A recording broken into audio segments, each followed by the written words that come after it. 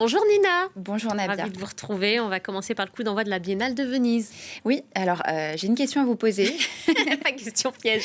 Non, c'est pas piège, c'est une question que je pose à tous d'ailleurs. L'art doit-il être politique? Éminemment oui. Pour moi. Eh bien, écoutez, sur cette question, la plus grande exposition d'art international au monde a en partie tranché. Mais vous allez voir que la réponse n'est pas si simple. Jamais la Biennale n'a été autant percutée, Nabia, par les conflits majeurs qui fracturent le monde, dont on parle beaucoup ici. Tout a commencé avec la décision du président de la Biennale, contre l'avis du gouvernement italien, d'inviter la Russie et Israël, deux pays qui, je le rappelle, ont des dirigeants qui sont sous le coup d'un mandat d'arrêt international, un mandat d'arrêt de la Cour pénale internationale. Le malaise a été tel que le jury a démissionné en bloc. C'est une première. Et face au scandale, la direction a repoussé la remise des prix. Elle devait avoir lieu le 9 mai prochain. Finalement, elle aura lieu fin novembre. Mais ça ne change pas le fond du problème puisque la Russie et Israël restent présents.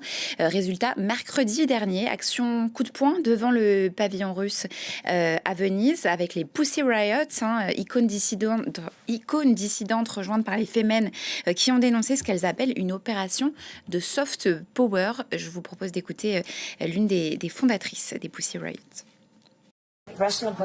La Russie mène une guerre hybride. Il ne s'agit pas seulement de chars et de drones, de meurtres et de viols, ce qui est déjà très grave en soi, mais aussi de culture, d'art, de langue, de ce qu'on appelle le soft power. Des domaines qui, pour certains, ne semblent pas importants ou ne relèvent pas de la politique. Mais malheureusement pour la Russie, il est clair que cela fait partie de sa stratégie militaire et c'est ainsi qu'elle tente de conquérir l'Occident. Voilà, et un peu plus loin, toujours à Venise, une procession a aussi rendu hommage à tous les artistes de Gaza tués dans la guerre en imitant le bruit et le bourdonnement des drones.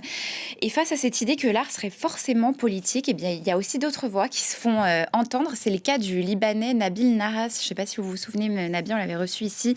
C'est un artiste libano-américain né à Beyrouth. Il représente le Liban cette année à la Biennale de Venise. On lui a posé la question justement à ce sujet il y a quelques mois et lui refuse cette assignation politique à l'art. On l'écoute à ce sujet.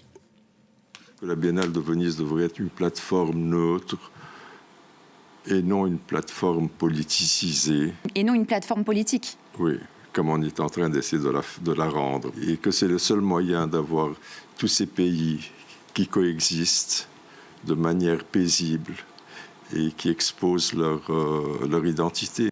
Voilà, on a eu la réponse des journalistes, la vôtre, au tumulte du monde. On a eu aussi la réponse des artistes. Bref, pour conclure avec Pierre Rasky, je vous dirais, Nabia, que si vous cherchez un bon baromètre des tensions du monde, pas besoin d'aller voir du côté des Nations Unies. On peut aller à Venise et vous avez tout. Vous comprenez tout.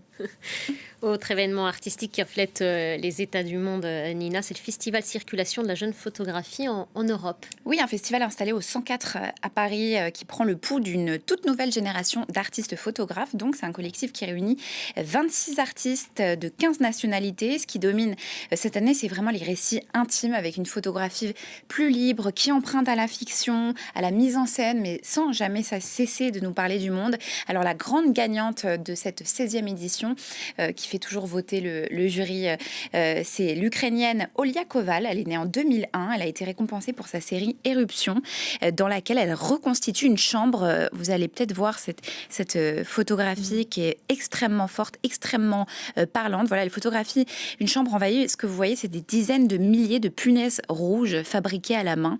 En fait, c'est une invasion domestique pour dénoncer l'occupation russe, sans jamais montrer la guerre vraiment de face. C'est toute la force de ce travail et de ce festival, de montrer que la jeune photographie ne cherche plus seulement à capturer le monde, mais à montrer cette fois et à comprendre surtout comment il nous traverse aussi. Et on va terminer, Nina, avec l'anniversaire d'une icône. Oui, celui de David Attenborough qui fête ses 100 ans aujourd'hui. 100 ans de vie sur Terre, mais surtout une vie entière à nous apprendre à la regarder.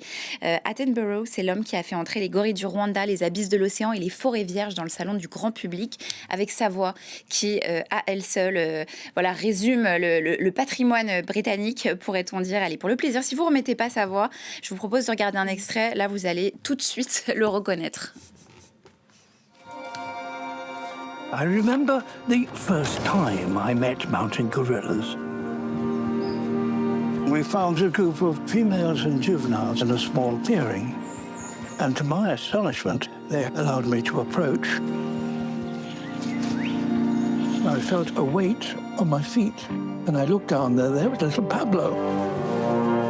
Many people would think it was the most important sequence in that series, if not actually in my filmed life. There is more meaning and mutual understanding in exchanging a glance with a gorilla than with any other animal I know.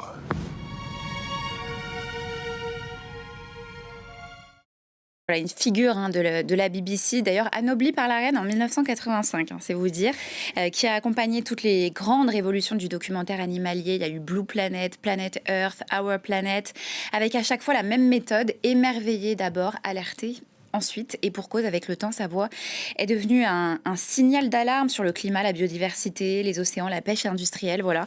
100 ans, et il tourne encore, figurez-vous, avec un dernier documentaire qui est consacré cette fois à la faune sauvage de Londres, comme quoi la jungle peut être partout.